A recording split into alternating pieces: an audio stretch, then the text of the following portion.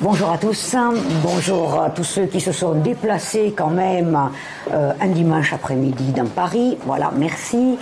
Merci à tous ceux qui nous suivent derrière leur écran.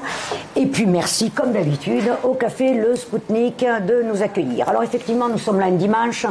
C'est le dernier de la saison, le dimanche, parce qu'il faisait restauration, etc. Donc maintenant, on va revenir au samedi après-midi, 14h30, 16h30, sur toute la période hivernale, jusqu'à ce qu'il se refasse restauration le samedi, et que de nouveau, il nous repasse au dimanche, mais je pense que ça ne sera pas avant l'été prochain. Voilà. Donc, merci à tous. Donc, je vous remercie aussi pour tous ceux qui sont là de commander, parce que forcément, les conférences sont gratuites, mais les boissons, elles, sont payantes. Et c'est comme ça qu'ils nous accueillent, forcément. Hein. Ils n'ouvrent pas un dimanche après-midi, rien que pour nous, pour rien. Voilà. Donc voilà, je voulais annoncer les deux prochaines conférences.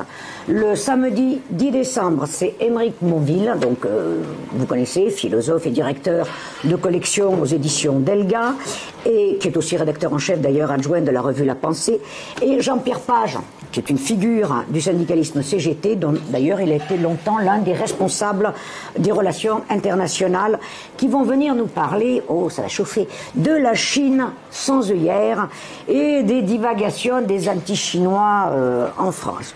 Alors, soyons clairs, ils viennent pas faire l'apologie de la Chine comme si c'était un modèle à suivre ou à imiter, mais ils viennent donner d'autres visions de la Chine que celles qui nous sont dont on est inondé, on va dire, par BFM, CNews et tutti quanti. Donc, ils viennent dénoncer les mensonges des pays occidentaux et éclaircir une situation qui, il faut le reconnaître, est complexe. Voilà. Ça, c'est pour le samedi 10 décembre. Le samedi 14, j'en annonce que les deux premiers, hein. Le samedi 14 janvier, c'est au tour d'un autre philosophe, qui est aussi enseignant de philosophie, qui s'appelle Jean-François Dejour. Et ça, voilà, il va venir nous proposer de réfléchir au lien entre la démocratie, la démocratisation de la philosophie. Peut-on encore penser justement une philosophie commune? Et l'école s'en donne-t-elle vraiment les moyens? Alors toutes les réformes du lycée, là, pour ceux qui sont encore enseignants, mon Dieu, pauvre Victor, depuis les 25 dernières années, ont surtout contribué à rendre la philosophie, même l'histoire d'ailleurs, fort impopulaire, malgré les efforts des enseignants et au risque de décourager les élèves, particulièrement évidemment les pauvres, ceux qui sont dans les milieux populaires, dans les voies technologiques ou professionnelles. Enfin bon, voilà. Là, ça fait belle lurette que la filière littéraire est devenue une espèce de fourre-tout dans lequel il y a une spécialité. Attends, enfin, moi, comme je suis à la retraite depuis un certain temps, ça n'existait pas. Humanité, littérature et philosophie. C'est un gros panier, on y a tout foutu dedans. Tu sais pas de quoi ça traite. Bon, tu voilà. sais comment on l'appelle, nous, en interne? Non. HLP, humour, littérature et philosophie, il faut bien... Tu vois, voilà où on en est. Enfin, un chat n'y retrouverait pas ses petits. Donc, et dans les classes technologiques, les gamins qui sont déjà pas, a priori, voilà, branchés sur ce genre de matière, ils ont droit au maximum à 2 heures par semaine et à 35 élèves par classe, ils doivent se régaler. Bon, si c'est ça la démocratisation de la philosophie, comme diraient les jeunes, je ne suis pas fan. Voilà. Alors aujourd'hui, on a aussi, voilà, on a de la chance, on est dans la philo en ce moment, un jeune professeur de philosophie que vous connaissez déjà, Victor Sarkis, qui va venir nous parler de la pensée de Georges Lukács, le marxisme orthodoxe pour combattre la réaction et l'irrationalisme. Voilà. Alors, j'étais en train de lui dire, juste avant que ça commence, que j'avoue à ma grande honte, que je ne connais pas bien à fond, enfin même pas bien du tout, la pensée de Georges Lukács, et je suis ravie, Victor, que tu viennes nous l'exposer. Pour tous ceux que ça intéresse, sachez que les œuvres de Lukács sont éditées chez Delga, justement, avec Monville. Et honnêtement, et heureusement entre nous que cette petite maison d'édition existe, parce que sinon, on aurait la chance de n'avoir que les écrits vomitifs de Bernard-Henri Lévy et Luc Ferry. Hein. Donc, voilà. Bonjour les gars. Voilà. Alors, il y a des ouvrages dont tu vas peut-être parler. La destruction de la raison, sûrement. Alors, attends, Prolégomène à l'ontologie de l'être social. C'est un peu barbare. Bon, j'avoue, non. sans blague, j'avoue que c'est un vocabulaire parfois un peu abscons pour les gens comme moi qui ont oublié depuis longtemps leur cours de philo terminale, et je compte donc sur toi pour m'éclairer. Voilà. Du coup, alors forcément, moi je vais parler d'un autre philosophe, je n'ai pas les bouquins sur moi, mais ils apparaissent au fur et à mesure qu'on en parle en vidéo. Un autre grand philosophe, Georges Gastaut, et il faut que j'avoue que lui, je le comprends. Alors parfois, quand je lis, mais même là, il a écrit, enfin, il y a un ouvrage qui ressort que je vous conseille vivement, Mondialisation capitaliste et projet communiste, pardon, où il démontre la nature exterministe du capitalisme, impérialisme. Et aujourd'hui, c'est bougrement d'actualité. Mais il y a aussi 5 gros tomes, donc sur les lumières communes. Alors on peut les prendre comme on veut, dans le sens que ça intéresse, etc. Et quand je le lis, j'ai l'impression de devenir intelligente. Je vous ai vu derrière vos écrans, il y en a qui ricanent. Bon, alors, et puis vous aussi en plus. Eh bien, lisez-le. Voilà, ça ne vous fera pas de mal. Bien. Une dernière petite page de pub, puisque c'est pour ça que je présente. Tout d'abord pour la revue Étincelle, dont le prochain numéro va paraître au mois de janvier 2023, avec un dossier Stalingrad. Juste avant qu'on essaye d'honorer tout de même correctement, le 4 février 2023, cette grande victoire soviétique qui a été le véritable tournant décisif de la Deuxième Guerre mondiale. Il y avait déjà eu Moscou auparavant, etc. Ça, c'est une évidence. Mais on va dire que c'est le moment où ça a fait souffler les résistants en France qui se sont dit, ça y est, là, cette fois-ci, les carottes sont cuites, hein, ils sont morts, quoi. Bon, voilà. Et évidemment, je n'ose pas imaginer ce que va être le 6 juin de l'année prochaine, comment ils vont nous casser les oreilles avec le débarquement, seul et unique tournant décisif de la guerre, puisque c'est comme ça que déjà ça apparaît dans les manuels scolaires. Et Stalingrad a d'ailleurs disparu des manuels scolaires. Pendant quelques années, là on l'avait en double page, voilà. Et encore, c'était uniquement pour parler de la guerre d'anéantissement, hein, pas de la résistance. Mais aujourd'hui, l'URSS n'a déjà pas été conviée, l'ex-URSS en tout cas, n'avait pas été convié d'ailleurs aux festivités du débarquement, et je pense que l'année prochaine, là, faut même pas rêver, pour qu'ils invitent effectivement les Russes. Donc la seule chose qu'on retrouve aujourd'hui à propos des Russes dans les manuels scolaires, c'est le pacte germano-soviétique, à cause duquel il y a eu toute la guerre. Parce qu'il n'y a pas eu d'autres relations entre les puissances occidentales et l'Allemagne avant ça. Non, voilà. Donc, je vous conseille, si vous ne l'êtes pas encore, abonnez-vous à Étincelle. On se donne beaucoup de mal pour avoir de nombreux articles de théorie, voilà, avec des articles fondamentaux. Ok, collabore notre ami ici présent, Victor. Et dernière chose, je vous invite aussi à vous abonner, si vous ne l'êtes pas encore, à Initiative communiste, le journal du PRCF. C'est le seul encore aujourd'hui à parler des grèves, des répressions et des événements internationaux dont on n'entend absolument pas parler sur nos chaînes de télévision. Lénine le disait déjà en son temps, le journal est un organisateur collectif et il habitue ses membres à suivre de près les événements politiques. Et c'est pourquoi tous ceux dont on ne parle pas sur nos médias, vous pourrez les trouver là-dessus. Voilà, abonnez-vous. Maintenant, je vais donc laisser la parole à Victor. Merci, qui Gilda. va nous parler de l'introduction à la pensée de Georges Lukács, le marxisme orthodoxe pour combattre la réaction et l'irrationnel. Tout un programme. À toi. Merci. Merci, Gilda. Alors merci à tous d'être venus si nombreux en ce dimanche pour s'intéresser à la pensée de Georges Lukács, qui, j'aimerais commencer par ce point-là, qui jouit en France d'une situation un peu paradoxale, et même dans l'intégralité de la scène de la pensée actuelle, parce que c'est à la fois un des philosophes marxistes les plus importants du XXe siècle. Il y a même beaucoup de commentateurs qui l'ont appelé le plus grand philosophe marxiste après Marx, ce qui n'est pas faux en un sens, hein, c'est vraiment philosophe de profession. Après Marx, il a peu d'égos peuvent prétendre à égaler l'ampleur de son œuvre. C'est une œuvre qui est extrêmement riche, puisqu'il il naît dans la Hongrie, dans l'Empire austro-hongrois, donc d'un père hongrois, dans une famille juive à Budapest en 1885. Il commence à écrire son premier ouvrage, Histoire du drame moderne. Il n'est pas marxiste à cette époque-là, en 1905, donc il a la petite vingtaine.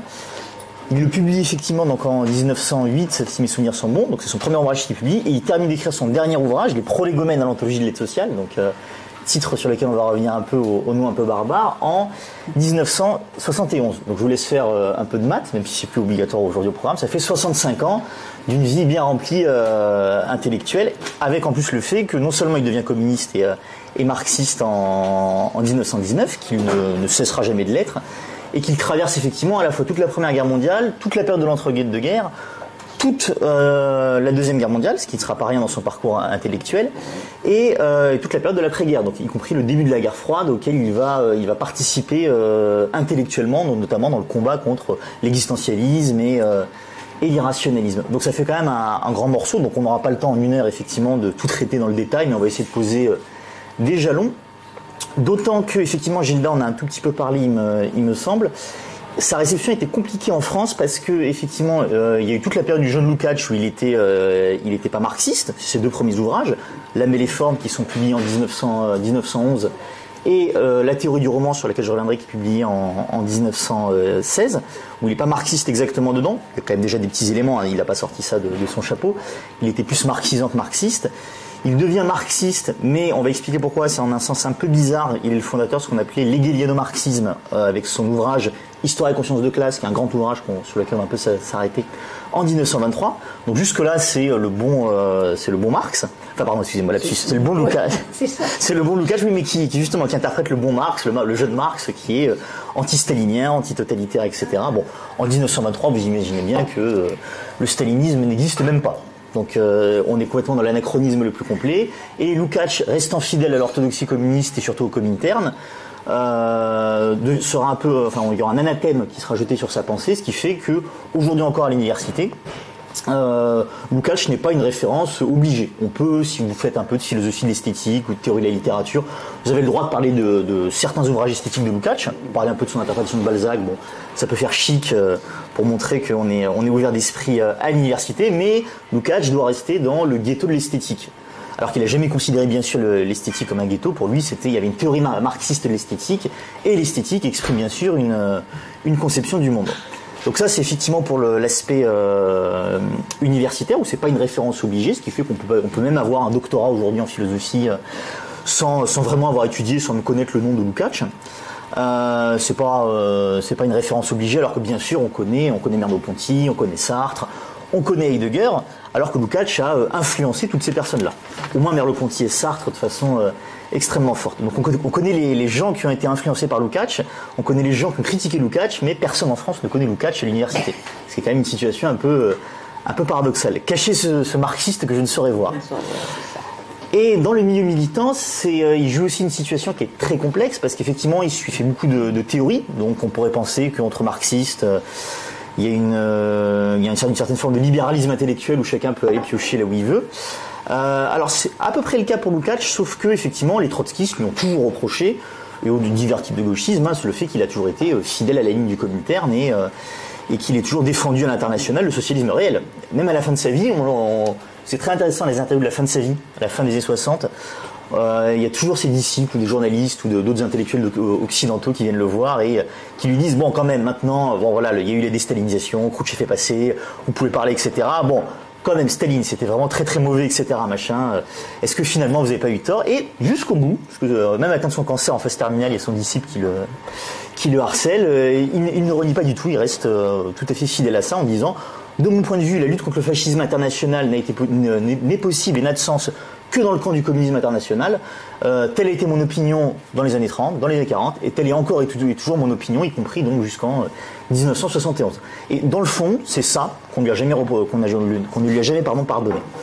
On n'a jamais pu lui pardonner le fait qu'il est toujours resté un intellectuel marxiste fidèle au camp socialiste.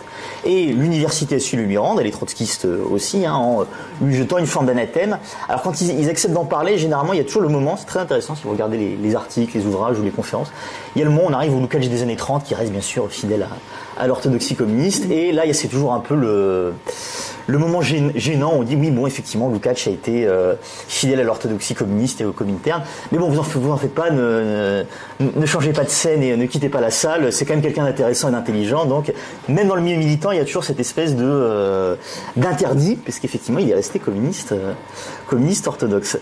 Dans le milieu du communisme, on va dire, dit stalinien, il a aussi une réception compliquée, parce que on lui a beaucoup reproché de ne pas être assez stalinien, justement. C'était un autre aspect. Donc bon, les trotskistes qui lui reprochent d'être trop stalinien, certains staliniens qui lui reprochent de pas l'être assez, etc.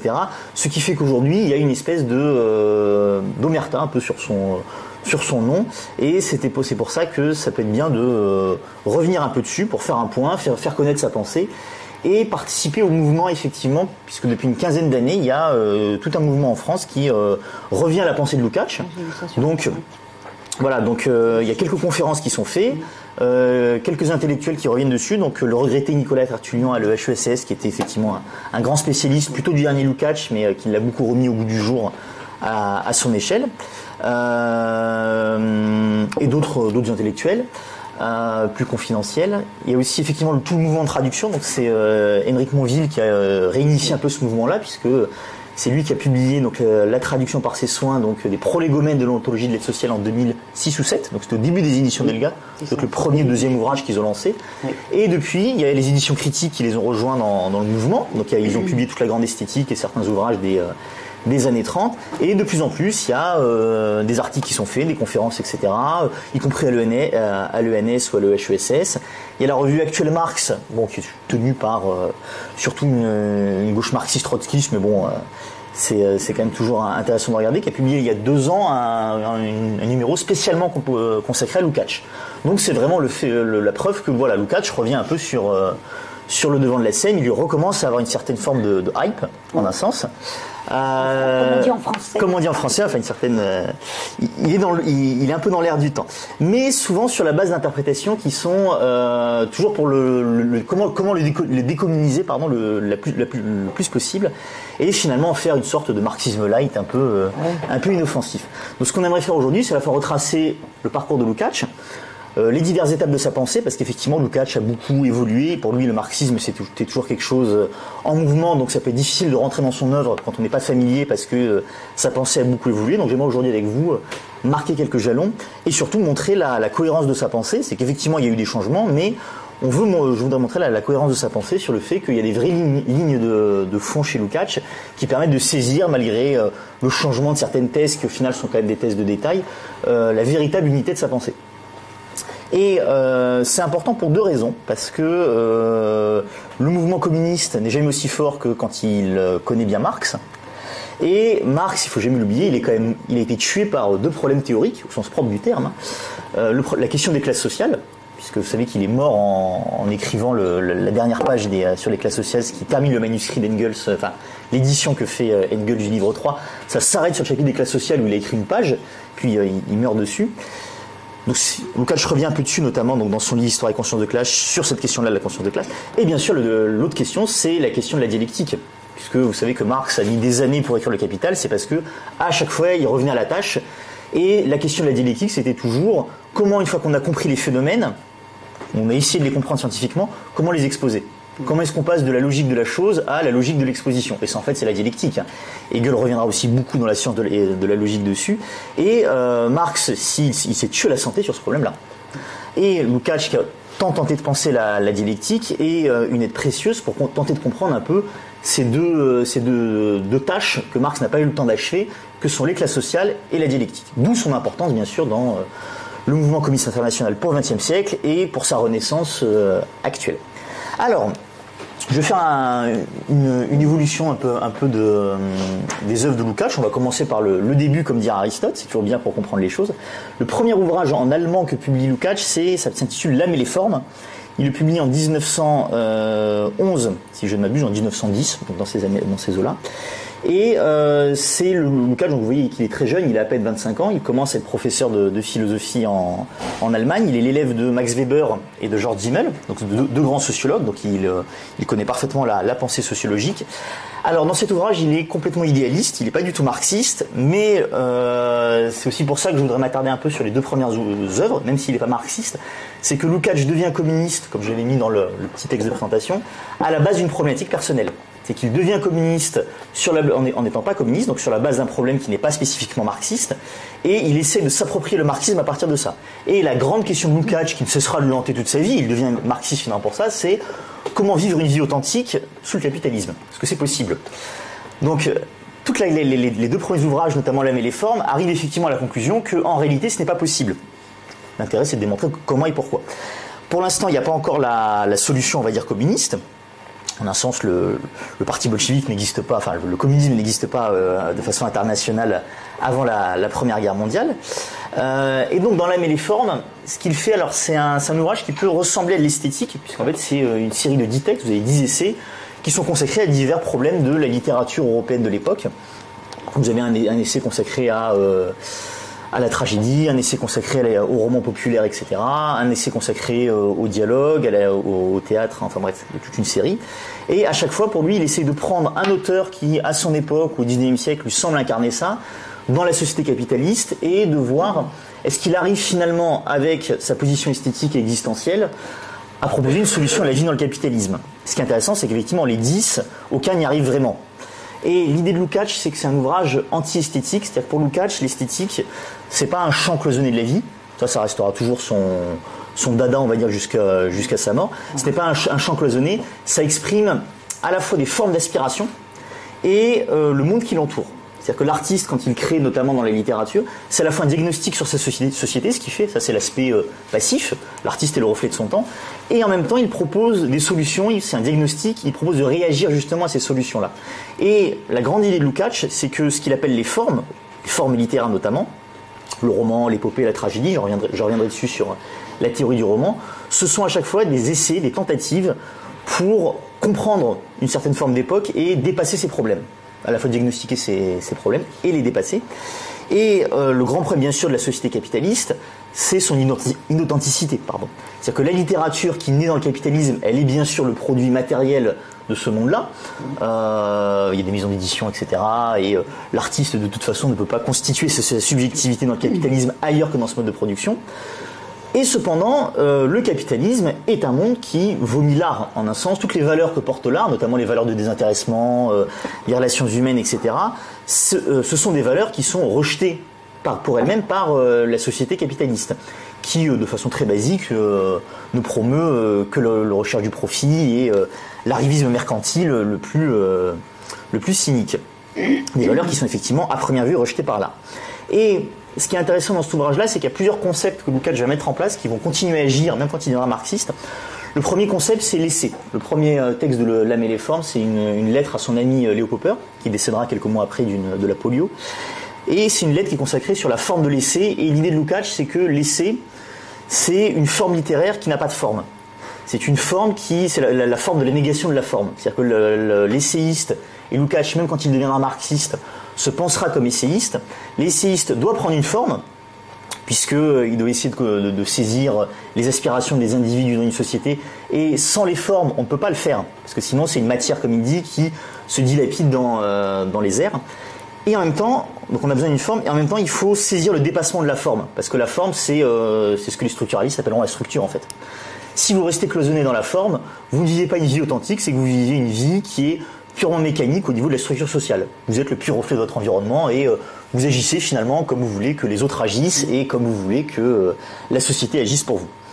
Seulement, et c'est là qu'on voit un peu l'aspect dialectique de Lukács, c'est qu'il refuse la solution romantique, parce que pour lui, il ne faut pas refuser les formes de façon, c'est-à-dire ce qu'on appellera dans le structuralisme les structures sociales, de façon unilatérale, parce que si on refuse les structures sociales, on se dilapide, comme la solution romantique, dans l'inessentialité. C'est qu'on s'imagine que tout seul, avec sa subjectivité, on va pouvoir dépasser les formes sociales et y arriver tout seul dans son coin. Donc il y a à la fois chez Lukács, c'est pour ça que le texte est intéressant, il y a un refus de la solution romantique, c'est pas l'individu tout seul qui va dépasser les structures sociales, Et il y a aussi un refus du sociologisme. Ça s'appelle pas structuralisme à son époque, hein, c'est plutôt du sociologisme à la Simmel, à la Weber, etc. Même si c'était plus subtil que le structuralisme. Et il y a un refus de ce sociologisme qui finalement revient à accepter les structures sociales existantes. Weber, c'est un conservateur. C'est un conservateur intelligent, mais c'est un conservateur quand même, pour le coup. Et donc, le titre finalement de l'ouvrage est clair, L'âme et les formes. L'âme, c'est sa façon idéaliste d'appeler l'individu dans ses aspirations les plus profondes. Et les formes, c'est à la fois les formes littéraires, notamment la tragédie qui l'intéresse beaucoup à cette époque-là. Ce qui fera développer à Goldman la question de la vision tragique de l'histoire. J'y reviendrai dessus si j'ai un peu de temps. Et en même temps, les formes sociales. Les formes littéraires, finalement, sont des expressions des formes sociales. Et l'idée de Lukács, c'est qu'il y a une dialectique, au sens strict du terme, entre les deux. Il n'y a pas de forme sans l'âme, il n'y a pas d'âme sans les formes. Autrement dit, il n'y a pas d'individu sans les structures, il n'y a pas de structure sans les individus. Il y a forcément une imbrication entre les deux, et on ne peut pas choisir à la fois la solution individualiste, donc de privilégier l'individu au détriment des structures, et la solution structuraliste, ce qui deviendra la solution structuraliste, de privilégier les structures au détriment de l'individu. Il y a une phrase que je trouve très parlante, c'est pas dans L'âme et les formes, mais c'est dans un dialogue qui est contemporain, qui s'appelle La pauvreté en esprit, où il dit, alors là il utilise un concept qui est important, qui vient de Dostoïevski, la vie vivante. Alors c'est pas très bien trouvé, mais chez Dostoïevski, c'est en gros la vie véritable qui est au-delà des aliénations du capitalisme. En gros, si je traduis un peu Dostoïevski en langage marxiste. Donc Lukács dit dans La pauvreté en esprit, la vie vivante se situe au-delà des formes, donc traduction au-delà des structures sociales. Cependant, la vie ordinaire, donc la vie inauthentique, se situe fondamentalement en deçà. Et donc ici c'est intéressant parce qu'il y a vraiment chez Lukács une forme de refus de ce qui deviendra le structuralisme et l'objectivisme, c'est que finalement l'individu ne colle jamais totalement à la structure sociale. Soit il réalise une forme de vie authentique et donc quelque part il a déjà dépassé la structure sociale qu'il a en face de lui, parce qu'il a compris qu'elle est conditionnée, soit finalement il est passif vis-à-vis d'elle et il l'accepte sans trop se poser de questions, et en fait il est en deçà. Il n'est jamais en face. Et donc la solution structuraliste pour Lukács ne peut pas marcher. C'est-à-dire que l'individu n'est jamais adéquat à la structure sociale. Soit il est au-dessus, donc c'est un individu authentique, soit il est en dessous, c'est l'individu inauthentique. Il n'y a pas de médiation entre les deux. Ce qui est intéressant aussi dans cet ouvrage, c'est la question de l'athéisme. C'est-à-dire que Lukács a sur son premier marxisme, celui qu'il développera ensuite, c'est une forme de marxisme un peu bizarre, c'est un marxisme messianiste. Ernst Bloch, par exemple, qui rejoindra aussi le camp socialiste, il ne quittera jamais d'ailleurs, c'est assez intéressant. Lui gardera cette position messianiste avec l'idée que la révolution bolchevique, ce sera une phrase que Lukács et Bloch auront, ont pour mission de faire descendre le royaume de Dieu sur terre, rien que ça. Alors ce qui est intéressant chez Lukács, c'est que dès cette époque-là, il a une position athée, mais c'est une position athée bizarre, parce qu'il parle beaucoup de Dieu dans la mesure où il distingue avec Dostoïevski deux types d'athéisme. Il appelle ça l'athéisme occidental et l'athéisme russe à l'époque. C'est-à-dire que l'athéisme occidental, c'est l'athéisme mercantile. C'est bon, Dieu n'existe pas, donc faisons du business. Combien on peut le vendre? Ce qu'il appelle l'athéisme russe, c'est effectivement l'athéisme qui se rend compte effectivement de la négation effectivement de Dieu, que Dieu n'existe pas, que la société moderne a détruit Dieu, n'en a plus besoin. Et la question un peu tragique qui est vécue par Dostoïevski et Lukács à cette époque-là, c'est comment justement y échapper à cette inauthenticité de la civilisation capitaliste. Et donc la solution qu'il a à cette époque-là, c'est une forme d'athéisme paradoxal, c'est l'athéisme russe, qu'on retrouve un peu dans les romans de Dostoïevski, une forme d'athéisme un peu désespéré pour l'instant. D'où le fait finalement que quand la révolution d'octobre éclate, comme il le dira lui-même a posteriori, il dira finalement c'était la solution que j'avais cherchée durant des années, sans jamais véritablement la trouver. J'en viens donc au deuxième point, la théorie du roman, c'est le deuxième grand ouvrage de Lukács, il commence à le rédiger en 1914, et là c'est vraiment la réaction de Lukács à la Première Guerre mondiale. Et il le publie la première fois en 1916, donc on est au milieu de la Première Guerre mondiale. Il est très très hegelien dans cet ouvrage, il n'est toujours pas véritablement marxiste. L'ouvrage est marqué à la fois par une forme d'utopisme et une certaine forme de progressisme naïf. C'est-à-dire qu'il est très marqué par le refus de la guerre, c'est-à-dire que dès le début de la guerre, quand elle éclate, il a une forme de refus. Pour lui, c'est vraiment l'affrontement. Alors, il ne le dit pas encore dans les termes, même s'il connaît un peu Rosa Luxembourg. C'est vraiment l'affrontement de deux impérialismes. En Allemagne, bien entendu, le SPD ne s'y oppose pas. Et donc, il est condamné à assister, finalement, un peu comme Lénine en Suisse, à la mort de millions de gens et de millions de prolétaires dans une guerre complètement impérialiste. Et bien entendu, immédiatement, il est en rupture avec son milieu, puisqu'il est l'élève de Weber. connaît très bien donc sa femme, notamment Marianne Weber. Il a beaucoup de conversations avec elle à cette époque-là. Et Weber, bien sûr, est un enthousiaste de la Première Guerre mondiale. Il raconte même dans la préface à la théorie du roman que Marianne Weber essayait de lui raconter des anecdotes d'héroïsme sur le front en disant bon quand même là Georges un peu d'enthousiasme pour cet héroïsme etc. Et Lukács qui refuse complètement au point même que Marianne Weber écrit à ses correspondants il est incurable Lukács, il refuse la guerre. Alors il le fait pas sur des bases pacifistes. C'est-à-dire que comme il le dira dans son autobiographie plus tardive, il disait déjà à l'époque je savais que tout ce qu'il y avait de grand dans l'humanité, donc il prend l'exemple la bataille de Marathon en Grèce et la Révolution française, n'avait pu être que le fruit de la violence. Donc c'était pas la violence en soi qui me dérangeait, c'était la violence capitaliste inutile et barbare. Et donc il a cette espèce de refus. Et il est totalement désespéré parce qu'à ce moment-là, pour lui, c'est l'affrontement entre les démocraties occidentales qu'il déteste et l'absolutisme tsariste et austro-hongrois qu'il déteste aussi, et allemand. Il a cette réflexion. Il disait bon, je me disais à l'époque, peut-être que l'Allemagne vaincra la Russie et donc ça nous débarrassera des Romanov. Bon, très bien. Peut-être que la France et l'Angleterre vaincront l'Allemagne. Au moins, on sera débarrassé des Hohenzollern. Très bien. Et des Habsbourg en Autriche-Hongrie. Mais qui nous sauvera de la civilisation occidentale? Qui nous sauvera nous? Alors je vous signale par ailleurs un lapsus de traduction dans l'édition La théorie du roman, la traduction en français. Puisque ce texte donc, est traduit et il raconte ce passage-là. Et la traductrice ne traduit pas qui nous sauvera de la civilisation occidentale, mais traduit qui sauvera la civilisation occidentale. Donc si Lukács à ce moment-là voudrait sauver la civilisation occidentale... Donc bon, il y a des lapsus qui sont dignes de l'esprit du temps. Donc je le signale pour ceux qui voudraient lire l'ouvrage.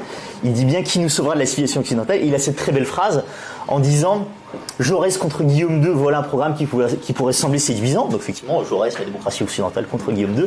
Et il met un tiret et il dit mais les assassins de Jaurès aussi, point d'interrogation. C'est-à-dire que oui, si vous acceptez la civilisation occidentale, la démocratie libérale, donc Jaurès, vous acceptez aussi ces assassins, qui font finalement partie du même monde. Donc c'est ça l'idée de Lukács, d'où l'aspect qu'il est dans une situation à ce moment-là fondamentalement aporétique pour lui, dans le sens où il n'arrive pas à trouver de solution.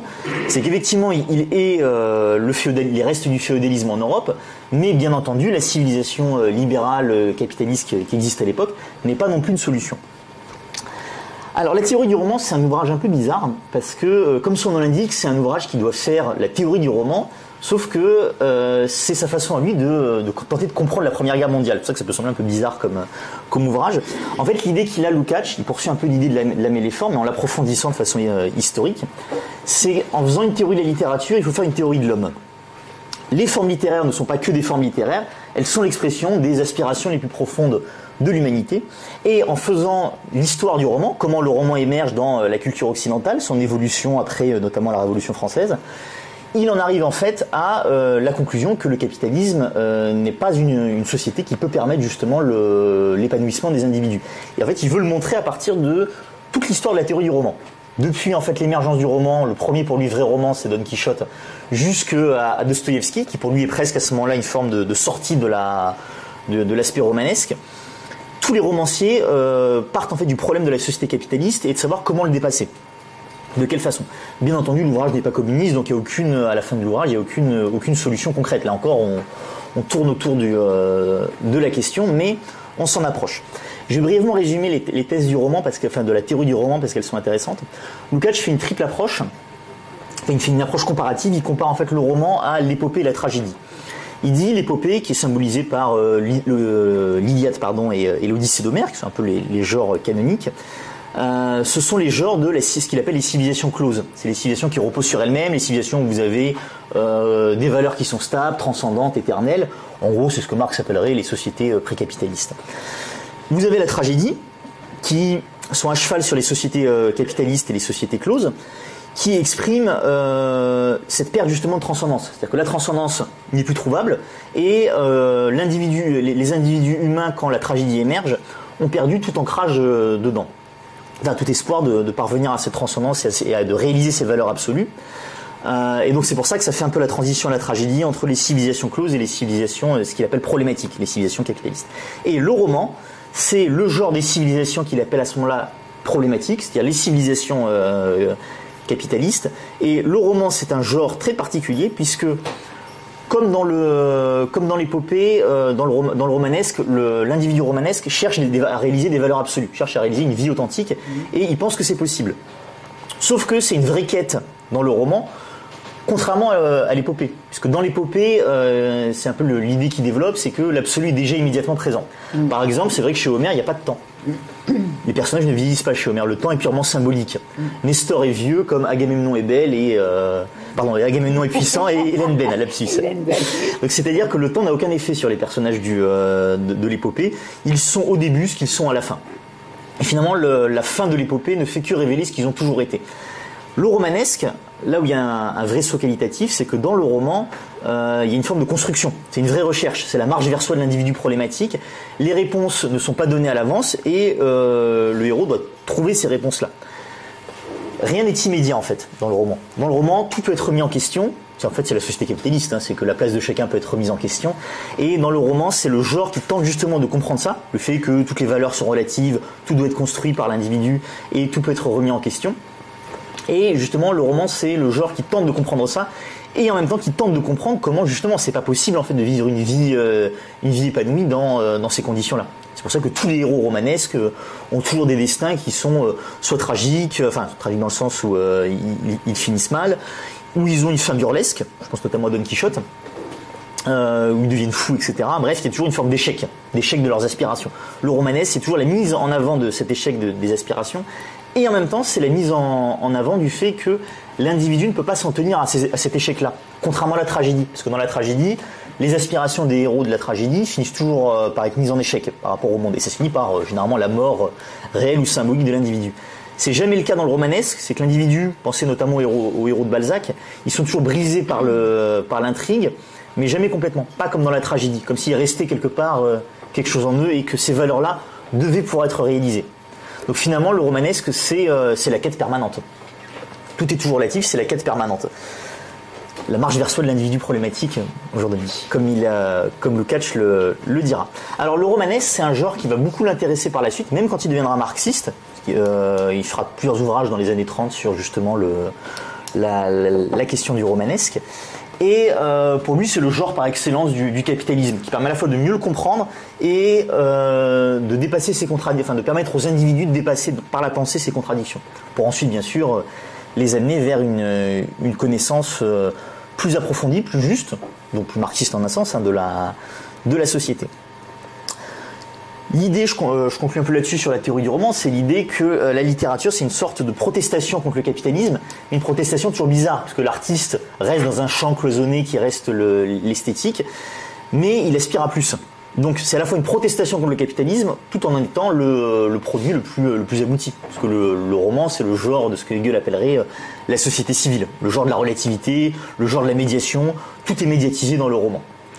Donc c'est à la fois une protestation contre le capitalisme et en même temps ça reste dans son cadre. C'est pour ça qu'à la fin, qui est très utopiste, il écrit même, cette phrase un peu bizarre, que Dostoïevski n'aurait pas écrit de roman, justement parce que pour lui à cette époque-là, Dostoïevski commence à sortir de ce cadre-là. Bon, l'appréciation de Dostoïevski, je la laisse de côté parce qu'en fait la théorie du roman à la base, c'est juste une introduction à un grand livre qu'il veut écrire sur Dostoïevski. Qu'il n'a jamais écrit, on a juste un manuscrit qu'il a oublié dans une malle à Édimbourg. Parce que quand il préparait sa thèse, ça me fait ma transition avec la suite, avec Histoire et conscience de classe, il préparait sa thèse d'habilitation à Hindenburg, en Allemagne, où il était prof, et il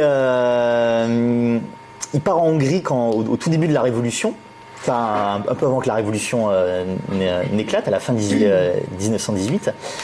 Il est dans une espèce de confusion personnelle et politique très forte que je vais essayer un peu de décrire. C'est le moment où il va devenir communiste. Il revient à Heidelberg, en Allemagne. Il dépose dans une banque une mallette. Donc dedans, il y a sa correspondance, son journal intime et le manuscrit de son livre pour Dostoïevski, un peu d'argent. Et il ne reviendra jamais le chercher. Il oubliera en fait son existence et ce sera découvert en fait à sa mort en 1971. Il y aura un employé de la banque qui ouvrira le coffre et qui tombera dessus. Donc on a édité en allemand, c'est pas traduit malheureusement, mais on a édité ça. Donc c'est un peu le retournement rocambolesque. Donc il peut y avoir des scoops sur Lukács, des trucs qu'il oublie, des manuscrits qu'il oublie dans des banques ou ailleurs. Ce qui est intéressant, c'est qu'il oublie complètement son existence. Par exemple, il y a une interview à la fin des années 60 où il dit qu'il a perdu le manuscrit. Il a oublié qu'il l'avait mis à la banque. Donc complètement. Donc, bon, un bel acte manqué, mais heureusement on a pu le retrouver. Donc fin 1918, donc ça fait un an qu'il y a eu la révolution bolchevique. Alors Lukács est très passif au début vis-à-vis de la révolution bolchevique, enfin passif. Au niveau de son engagement, il s'engage pas, mais il est extrêmement enthousiasmé. Par exemple, il écrit à Paul Ernest, qui est un dramaturge allemand dont il est très proche. Il lui écrit que la révolution bolchevique, et je cite, un événement dont nous ne pouvons pas pressentir l'importance. Et bon, là, c'est encore le moment où il est encore très idéaliste et messianiste. Et il dit, et la tâche de la révolution bolchevique, c'est d'établir un royaume où enfin l'esprit règne et l'âme au moins, donc l'individu puisse vivre. Bon, c'est beau, mais ça prouve au moins qu'il a de la sympathie pour la chose. Donc il est très intéressé par cela, enfin il est très enthousiasmé par la révolution bolchevique, sauf qu'il rentre en octobre 1918 donc en Hongrie. Vous avez la monarchie des Habsbourg qui tombe, et donc pendant un mois et demi vous avez un début de révolution bourgeoise. C'est que les bourgeois prennent le pouvoir, enfin là, vous avez la bourgeoisie progressiste qui prend le pouvoir, et à ce moment-là Lukács a une espèce d'hésitation où pendant quelques semaines il se dit bon, peut-être finalement que il y aura une voie possible de démocratie bourgeoise possible pour la Hongrie. Et il dit en gros ça va durer un mois. Il va d'ailleurs écrire un article critique du bolchevisme durant ce mois-ci. Et le mois d'après il prend sa carte au Parti communiste hongrois. Et il la rendra jamais. Enfin, c'est un peu compliqué, mais en gros il la rendra jamais. Il sera toujours membre du Parti communiste hongrois. Il écrit à ce moment-là, pour faire la transition avec Histoire et conscience de classe, on va commencer un peu par cette préhistoire, il écrit 4 articles avant vraiment de passer, 3 articles avant de passer au marxisme et un qui fait un peu la transition. Le premier, donc c'est début 1918, ça s'appelle Idéalisme conservateur et idéalisme progressiste. Il polémique avec un des futurs fondateurs du Parti communiste hongrois. Et c'est un article dans lequel il défend l'idée que l'idéalisme peut être progressiste, que l'idéalisme n'est pas forcément conservateur, notamment si cet idéalisme est messianique. Donc vous avez vraiment cette idée-là, hein. Il définit même, donc c'est un de ses articles, il définit la tâche de la révolution bolchevique de faire advenir le royaume de Dieu sur terre. Donc c'est un article un peu messianique et un peu idéaliste. Il exprime un peu ce qui sera un peu le cœur de sa contradiction à cette époque-là, c'est l'idée que l'éthique pour lui est bien sûr supérieure à la politique. Car les réalisations de l'individu et ses normes éthiques sont supérieures à celles de la politique. Et néanmoins, c'est là où vous commencez à voir pourquoi il va devenir bolchevique, là où le verre est dans le fruit. Et néanmoins, l'éthique a besoin de la politique. L'éthique est supérieure à la politique, mais l'éthique a besoin de la politique. Et donc c'est cette espèce de contradiction qui va le faire encore hésiter. Il va faire un article qui s'appellera Le bolchevisme comme problème moral. Donc là, qui sera publié en décembre 1918, où il dit, c'est intéressant que finalement, on ne peut pas faire d'objection au bolchevisme sur le fait que les conditions ne seraient pas mûres, parce que ça, on ne sait jamais si les conditions objectives sont mûres ou pas. Il faut payer pour voir. Il y a un peu cet aspect de Paris. On ne peut pas non plus faire l'objection au bolchevisme qu'il détruirait la culture, etc., parce que c'est pas une objection. Ça, c'est un peu son argument. Il dit la seule objection qu'on peut faire au bolchevisme, il est en un sens, des sens moral, en un sens particulier, comme vous allez le voir. C'est la question qui va le hanter un peu dans ces énards. Est-ce que la démocratie pour le bolchevisme, elle est d'essence tactique, ou est-ce que ça fait partie de son essence? C'est-à-dire, en gros, est-ce que la démocratie, c'est un masque que le bolchevisme utilise tant qu'il le peut pour, en gros, gruger la bourgeoisie? Ou est-ce que finalement, ça fait partie de son essence et à la fin, il doit réaliser la démocratie, même si ça doit passer par la dictature du prolétariat? Ça peut sembler être une question un peu technique. En fait, c'est assez important parce que ça va juste définir la question, est-ce que le prolétariat est une classe comme les autres, qui va renverser la domination de classe de la bourgeoisie pour en instaurer une autre? Et donc finalement le marxisme n'est que le masque de ses intérêts de classe, ou est-ce qu'au contraire c'est vraiment une classe qui peut abolir l'exploitation et que le marxisme n'est pas que le masque d'intérêts de classe particuliers, mais qu'il est aussi porteur d'intérêts universels? Alors à ce moment-là effectivement il conclut que à son avis le bolchevisme ne peut pas. Ce sera un peu sa conclusion provisoire. L'article est quand même un peu bizarre parce qu'il dit dedans, si jamais celui qui prend parti pour le bolchevisme bien sûr doit se rendre coupable de crimes abominables, ceux de la dictature, que Lukács ne nie pas, il faut mettre la main à la pâte. Mais c'est là où il est intéressant à cette époque-là, c'est qu'il dit, mais celui qui ne prend pas parti se rend coupable de crimes tout aussi abominables. C'est-à-dire qu'il prend sur lui la responsabilité individuelle de toutes les guerres impérialistes qui apparaîtront à l'avenir. Et donc, son idée un peu, c'est presque une situation tragique, c'est il faut pécher, la question c'est que faire, c'est quel camp prendre. Et vous ne pouvez pas vous prétendre innocent en restant neutre. Si vous restez neutre, vous permettez par votre inaction, dit Lukács, l'émergence de nouvelles guerres impérialistes qui renverront à la mort des millions d'individus. Et donc, en un sens, c'est aussi un crime moral, en un sens, qui n'est pas moins grave que celui du bolchevisme. Et donc, l'article qui fait, donc il prend sa carte au Parti communiste hongrois en décembre 1918. Il accède très rapidement au comité central, parce qu'il y a une arrestation en janvier 1918 de la plupart des dirigeants du Parti communiste hongrois. Donc il y a cette arrestation. Il accède rapidement au comité central donc du Parti communiste hongrois. Ils instaurent la République des conseils en Hongrie. Ça va durer durant 3 mois, donc de mars 1918 à juin 1918, ça va durer 3 mois. Lukács sera membre de ce gouvernement-là. Il sera commissaire du peuple à l'éducation et à l'instruction, vice-commissaire. Il a la mémoire parfois qui flanche un peu avec les années, donc on ne sait pas trop, mais voilà, commissaire ou vice-commissaire du peuple. Et ensuite, il est nommé sur le front comme commissaire politique à la 5e division contre les Tchécoslovaques. Il devra mettre la main à la pâte pour repousser les divisions tchécoslovaques. Malheureusement, notamment suite à Béla Kun, un coup de traître de Clémenceau qui ruge en fait Béla Kun, qui est le responsable à ce moment-là du Parti communiste hongrois. Malheureusement, donc la République des conseils de Hongrie tombe et Lukács doit fuir sous peine d'être exécuté à Vienne en 1918, où il restera jusqu'en 1930 avant de partir pour Berlin puis Moscou. Alors c'est à Vienne en 1923 qu'il publie un de ses ouvrages qui est le plus connu, qui est son dernier ouvrage de jeunesse, Histoire et conscience de classe. Donc grand ouvrage très connu. Je vais juste très rapidement, parce que le temps file. Quelle heure est-il ? Il nous reste une petite dizaine de minutes. Ah oui. Bah, ça file vite, le temps. Ça va vite. Oui, donc je présente rapidement le propos d'histoire et conscience de classe et essayer de le résumer. La situation dans le Comintern à cette époque-là est extrêmement confuse, sur le plan intellectuel, puisque si les bolcheviks ont rompu politiquement avec la Deuxième Internationale, sur le plan théorique et philosophique, ce n'est pas encore totalement fait. Il ne faut pas oublier à cette époque-là plusieurs choses. Premièrement, tous les ouvrages de Marx ne sont pas publiés. L'idéologie allemande n'est pas publiée, les manuscrits de 44 ne sont pas publiés, les Grundrisse ne sont pas publiés non plus. Des tas de manuscrits qui ne sont pas publiés. Beaucoup d'ouvrages de Lénine ne le sont pas. Notamment les cahiers sur la dialectique et les cahiers philosophiques où il critique beaucoup Plekhanov par exemple. Ce sera publié qu'en 1929. Et donc au début des années 20, vous avez dans le Comintern une forme de situation très paradoxale. C'est que vous avez une rupture avec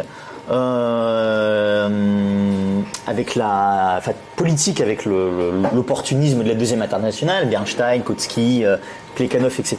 Mais vous n'avez pas eu de rupture philosophique. C'est-à-dire que quelqu'un comme Plekhanov et même encore quelqu'un comme Kautsky sont philosophiquement des références.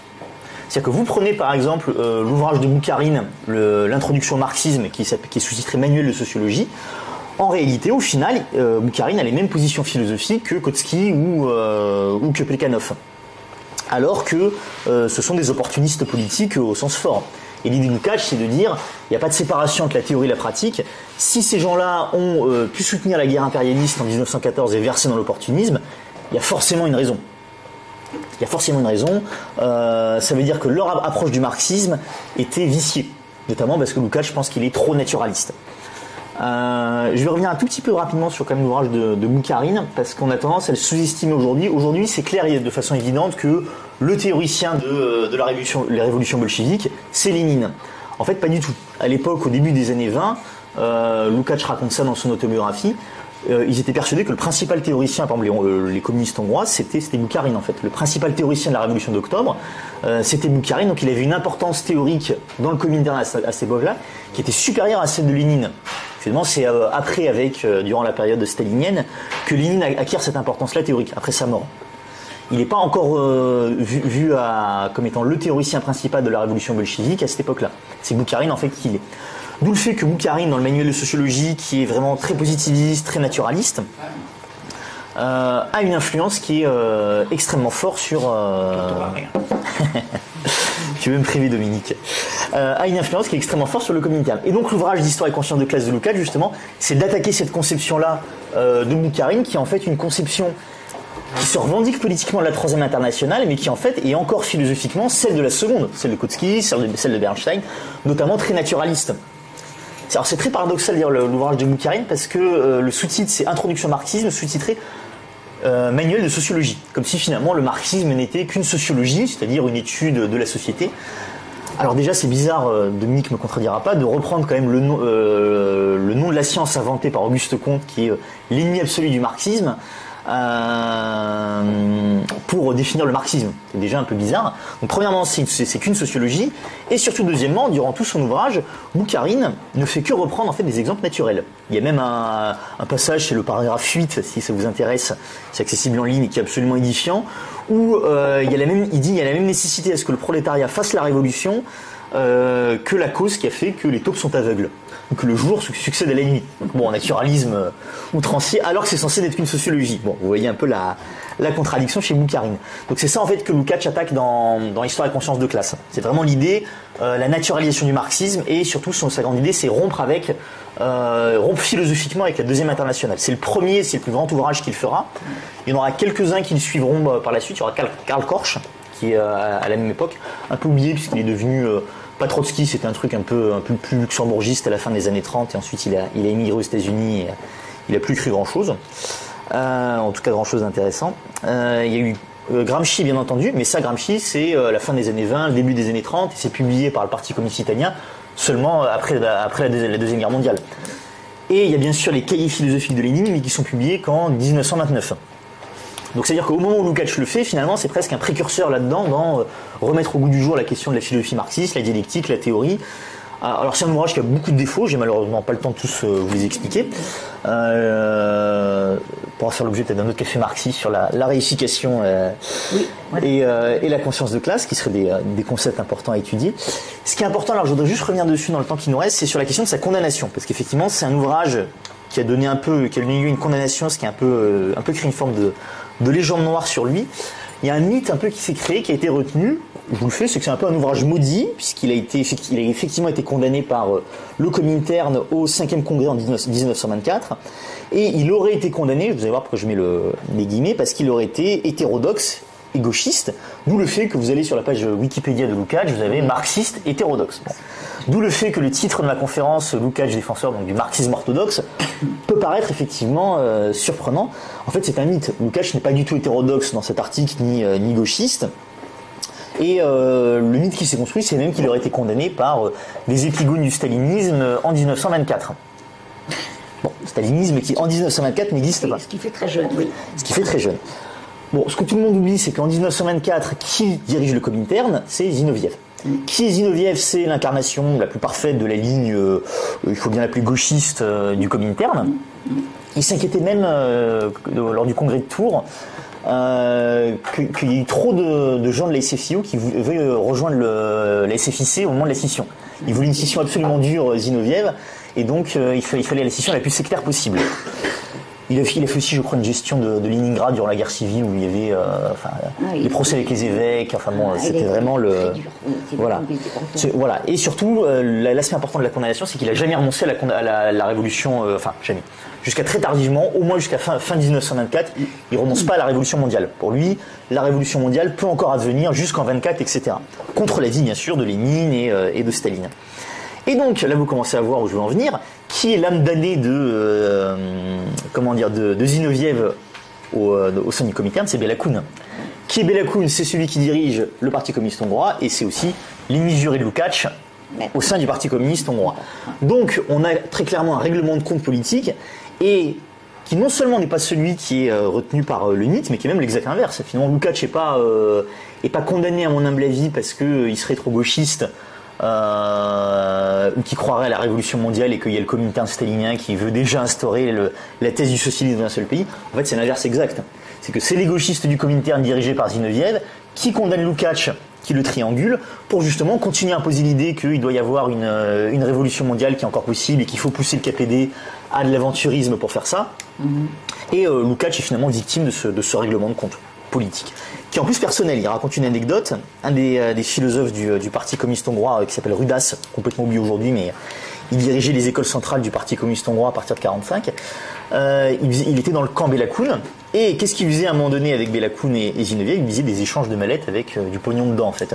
Et Lukács, en fait, en 1920, il raconte ça dans son biographie, il les coince. coince notamment Rudas, et Rudas qui est un trouillard, il le terrorise et il lui fait cracher le morceau en fait que Zinoviev détourne du pognon, l'envoie, etc. Donc il faut remonter l'affaire au Comintern. Bien entendu, comme c'est Zinoviev qui dirige le Comintern, c'est étouffé, c'est enterré. Mais voilà, il y a tout cet aspect-là. Donc l'ouvrage est condamné à ce moment-là. Mais pas du tout pour des raisons parce qu'il serait gauchiste ou que sais-je encore. Il est condamné pour des raisons politiques. Par Zinoviev, au contraire, il est condamné pour des raisons gauchistes. Ce qui a accentué le mythe, c'est qu'effectivement, à partir de 1926, Lukács ne veut plus rééditer cet ouvrage parce qu'il estime qu'il y a certaines thèses qui étaient trop extrêmes. J'en cite juste une par exemple. Il dit par exemple 2 fois dans l'ouvrage que la nature est une catégorie sociale.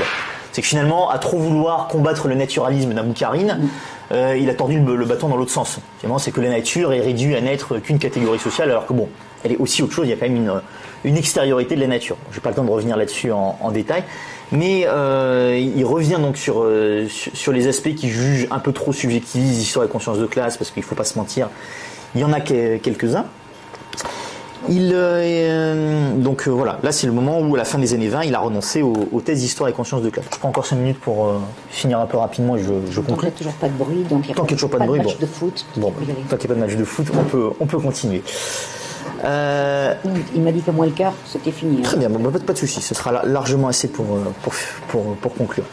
Donc dans les années 30, Lukács est écarté de la direction du Parti communiste hongrois. Là encore sur la base plus de malentendus qu'autre chose, j'ai pas le temps de vous l'expliquer en détail. Il s'intéresse beaucoup aux questions d'esthétique, c'est là notamment qu'il écrit les articles qu'on a édités sous le nom de Problèmes de réalisme. Les éditions critiques en ont réédité certains récemment. Problèmes de réalisme, ses écrits sur le roman historique, sur Balzac, sur Goethe, etc. Donc bon, ce serait très intéressant, mais malheureusement j'ai pas le temps de développer là-dessus, mais en gros il creuse un peu cette idée-là de l'esthétique marxiste. Comment appliquer l'esthétique marxiste justement aux classiques de la littérature.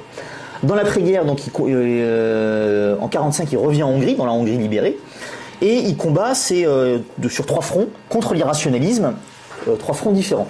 Le premier de ces fronts, c'est contre l'existentialisme. Il publie l'ouvrage Marxisme et existentialisme, où il tire à boulet rouge. C'est un jeu de massacre contre Merleau-Ponty, Simone de Beauvoir et Sartre. Où finalement il s'interroge sur la question: est-ce que la troisième voie philosophique et politique défendue par Sartre, Merleau-Ponty et Simone de Beauvoir est possible? Et tout l'ouvrage est destiné à démontrer que non, ce n'est pas possible. Dans la lutte à mort contre le capitalisme et le communisme, prétendre justement lutter contre le capitalisme sans être dans le camp du communisme, ça revient en fait à favoriser le premier. D'autant plus que Sartre est le promoteur d'un irrationalisme et d'un subjectivisme que Lukács juge durement. Il y aura même une interview, puisqu'il en tournait en France en 48, je crois. Il y aura même une interview qu'il fait à la presse française où il dit la philosophie de Sartre peut tout à fait être la base de repli, d'où pourra naître dans les années à venir l'irrationalisme dans Rosenberg. Vous voyez jusqu'où il va. Mais c'est très important pour la suite, justement. Il y a l'idée chez Lukács que l'irrationalisme est justement le terreau du fascisme. J'en viens justement, c'est la destruction de la raison, l'ouvrage qu'on ne lui a pas pardonné, qui est publié en 1954, où justement dedans il fait une préhistoire de la philosophie nazie. C'est en gros l'histoire de l'irrationalisme de Schelling à Hitler. Bon, le titre est provocateur, mais il a le mérite d'être clair. En fait, l'idée de Lukács dans cet ouvrage, c'est de dire il n'y a pas de philosophie, il n'y a pas de vision du monde innocente. Toute philosophie, toute vision du monde porte un certain nombre de valeurs. Et les intellectuels et les philosophes n'ont pas les mains propres. Au contraire, ils ont les mains extrêmement sales. Il a même cette phrase dans un article qu'il écrit dans les années 40 où il dit justement que il a cette phrase: quelle attaque, quel argument d'Hitler n'a pas été déjà dit auparavant par les philosophes bourgeois de façon chic. Il a même cette phrase où il parle de Nietzsche et Bergson. Quelle thèse d'Hitler, Nietzsche ou Bergson n'ont pas énoncé de façon chic, classe et mieux dit.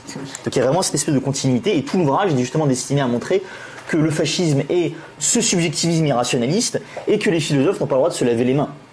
Comme il dit, puisque certains ont contribué à donner naissance et se sont excusés ou ont combattu timidement le nazisme. Il pense notamment à Stéphane Georges et Spengler. Et il dit que peuvent bien valoir les jérémiades, les récriminations, les protestations timides et impuissantes d'un Spengler ou d'un Stéphane Georges contre Hitler, alors au moment même où il y a un incendie mondial qui qui embrase le monde, alors même que c'est eux qui ont allumé la mèche. D'accord, c'est que c'est bien beau ensuite pour certains, critiquer timidement sous le bout des doigts le fascisme, etc.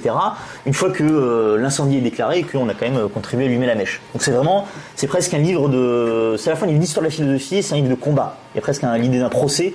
Il faut instruire le procès, presque au sens hegelien du terme, de l'histoire de la philosophie occidentale. Il le fait que pour l'Allemagne, mais en germe, il y a pour toute l'histoire de la philosophie occidentale, de Schelling, donc de l'adversaire irrationaliste de Hegel, jusqu'à Hitler, jusqu'à Rosenberg, etc. Il y a une vraie ligne de continuité, et bien sûr, le point tournant de cet irrationalisme, c'est Nietzsche. C'est ça qu'on lui a pas pardonné en fait. Dans le fond, c'est le fait que Lukács ait affirmé qu'il y a un rapport entre la philosophie de Nietzsche et la pensée hitlérienne. Et comme dirait Lukács à la fin de sa vie, je sais parfaitement ce qui est acceptable et ce qui ne l'est pas dans la société bourgeoise. Ernst Bloch, donc son ami mais très idéaliste, peut bien affirmer que le socialisme sera tellement radical que ça changera même les lois de la nature et rester un philosophe tout à fait intéressant et écoutable pour la bourgeoisie. Mais il suffit que moi j'affirme qu'il y a un certain rapport entre la philosophie de Hitler et celle de Nietzsche pour que je sorte du domaine du raisonnable, du cercle de la raison, comme dirait Alain Menck de nos jours. Il termine sa vie, Lukács, il participe à l'insurrection de Budapest en 1956 dans le gouvernement Imre Nagy. Là encore dans des circonstances un peu rocambolesques, on pourra en revenir dedans dans les questions si vous voulez, je pourrais revenir un peu en détail.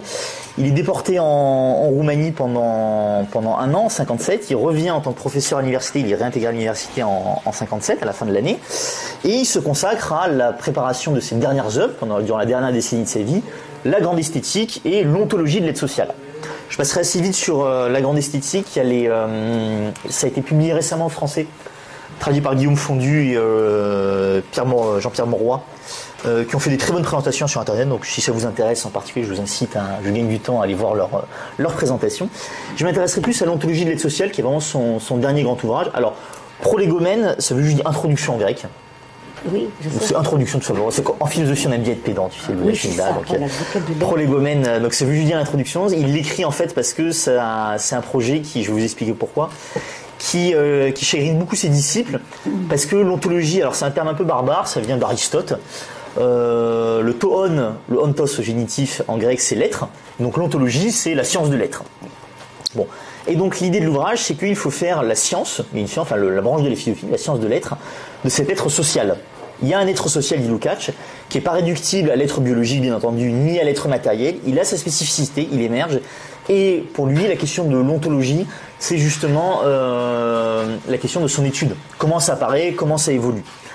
Alors ça a causé beaucoup de malentendus, notamment chez ses disciples, parce que chez Aristote, bien entendu, l'ontologie, c'est la science de ce qui ne change pas. L'être, c'est ce qui est identique à lui-même et c'est ce qui ne change jamais.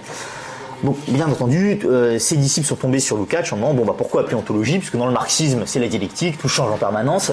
Comment est-ce qu'on peut appliquer justement cette théorie de l'ontologie? Alors, il revient justement, c'est pour ça qu'il écrit les prolégomènes à l'ontologie de l'aide sociale, où il précise un peu cette idée-là, et il dit dedans, au sens strict, il n'y a pas d'être, au sens parménidien, l'être qui est toujours identique à lui-même, A est identique à A, tout devient, mais tout ne devient pas au même degré, au même stade. Et finalement, l'ontologie, alors il faut mettre des guillemets en fait à ontologie, c'est justement l'étude rationnelle de ce devenir, de cet ensemble de processus. Il n'y a pas de choses dans le monde, il n'y a que des processus, et l'ontologie de l'aide sociale pour Lukács, c'est l'histoire de l'ensemble de ces processus-là. Alors, je prends juste 5 minutes pour expliquer pourquoi il fait ça dans les années 60. C'est pour relancer en fait le projet communiste et la pensée marxiste qui commence à s'essouffler sous les coups de boutoir du révisionnisme, du khrouchtchevisme, etc. Ce qui donnera ensuite, bien sûr, la liquidation lamentable gorbatchevienne. Et la grande idée en fait de l'ontologie de l'aide sociale de Lukács, c'est de dire finalement que la question du communisme, la question je reviens un peu à ce qu'il disait dans La Belle et Forme, de l'individualité accomplie, c'est pas un accident dans l'histoire. C'est quelque chose qui, au contraire, vient de très loin, non seulement dans l'histoire de la pensée bourgeoise, toute la pensée bourgeoise, toute l'histoire de la bourgeoisie pour Lukács, et tous ses ouvrages sur l'histoire de la philosophie, sur l'esthétique, tentent à démontrer ça, sont en fait une marche en avant vers cette question du communisme. Et la question de l'ontologie de l'aide sociale, c'est de montrer que dans la structure même de la matière, vous avez une forme de résistance à l'aliénation. En fait, c'est pour combattre ces disciples gauchistes, Adorno, Guy Debord, etc. Vous connaissez peut-être la théorie du spectacle. C'est finalement des théories complètement désespérées. Lukács a une belle image, il appelle ça, c'est le grand hôtel au bord de l'abîme. Le grand hôtel, parce qu'il y a tout le confort possible. On est dans le confort de la société capitaliste pour l'intellectuel, mais on regarde le grand abîme désespérant de la société capitaliste, sans bien sûr agir, puisqu'on est dans le grand hôtel. Et contre ce grand hôtel, il y a l'idée que l'aliénation peut jamais être totale. Le capitalisme a beau se transformer en capitalisme positiviste, réificatoire, aliénatoire, manipulatoire, il peut jamais pervertir et corrompre l'être lui-même, en fait. Il y a toujours cette espèce de capacité des individus, du prolétariat, à se défendre, parce que finalement, le capitalisme ne peut pas contrôler l'être lui-même. L'être social, c'est une partie de l'être, et l'être social, même du capitalisme, non seulement ne contrôle pas la totalité de l'être social, ça se saurait, mais même ne contrôle pas la totalité de l'être tout court. Et donc, en un sens, le capitalisme ne peut pas gagner, c'est ça en gros le projet philosophique de Lukács, le capitalisme ne peut pas gagner contre le communisme, même si le communisme perd momentanément. Ça revient toujours, parce que c'est un problème qui revient de trop loin. Je conclue rapidement, si tu me laisses une petite minute. Pourquoi Lukács aujourd'hui? Je reprends le titre de notre regretté camarade Nicolas Tertullian, qui avait écrit un très bel ouvrage Pourquoi Lukács. Pourquoi Lukács aujourd'hui? Comme je vous l'ai dit, le progrès social ne peut se faire que quand le mouvement ouvrier est puissant.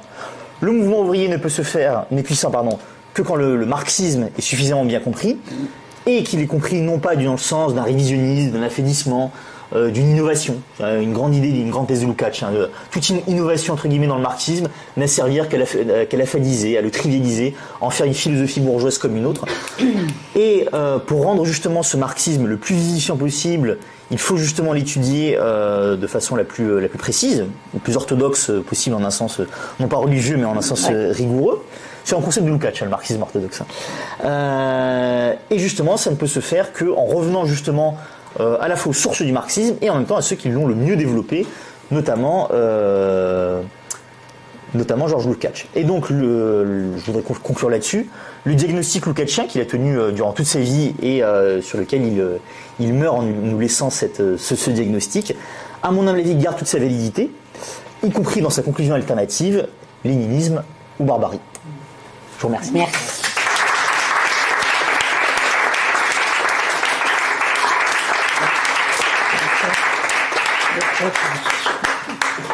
Merci. Tu peux... Voilà.